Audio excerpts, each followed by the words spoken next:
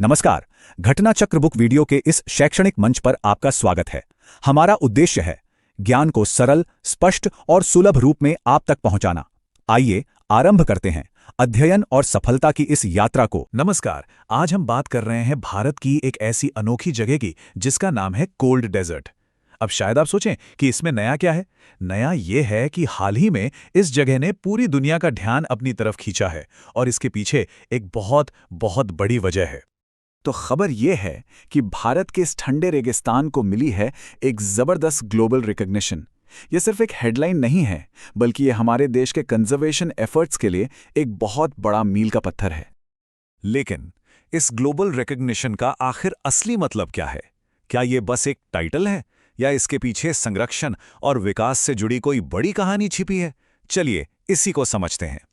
तो आइए सीधे खबर पर आते हैं। असल में बात यह है कि भारत के कोल्ड डेजर्ट बायोस्फीयर रिजर्व को एक बहुत बड़ी अंतर्राष्ट्रीय मान्यता मिली है। जी हां, कोल्ड डेजर्ट बायोस्फीयर रिजर्व अब ऑफिशियली यूनेस्को के world network of biosphere reserves का हिस्सा बन गया है।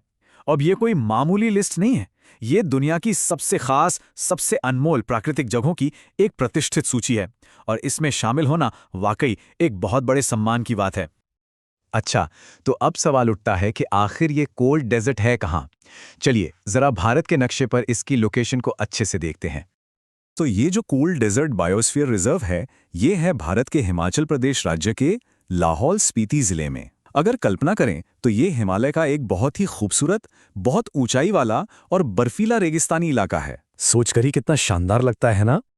चलिए अब जरा जूम आउट करते हैं। सिर्फ इस एक रिजर्व से हटकर भारत के पूरे बायोस्फीयर नेटवर्क को देखते हैं। इस पूरे नेटवर्क में आखिर इसकी जगह क्या बनती है?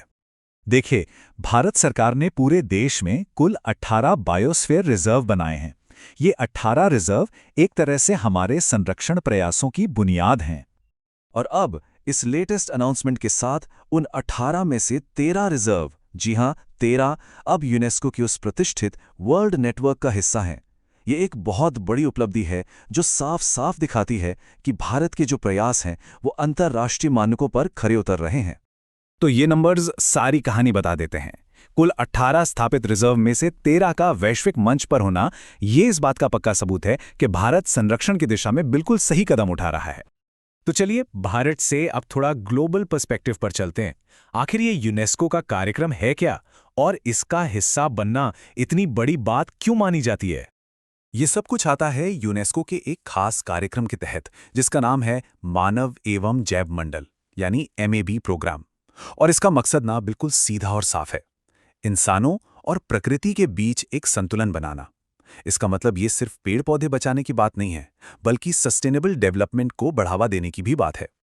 इस खास घोषणा के पीछे की भी एक कहानी है जो बड़ी दिलचस्प है। ये मान्यता मिली 27 सितंबर को चीन के होंगजो शहर में।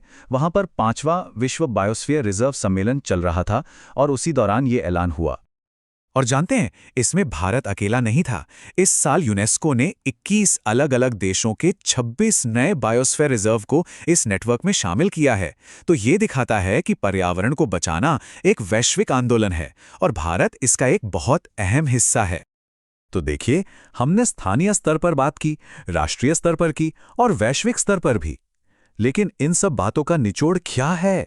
असल मुद्दा यह है कि ये इतना महत्वपूर्ण क्यों है। देखिए, इस मान्यता ने ना कोल्ड डेजर्ट का दर्जा ही बदल कर रख दिया है।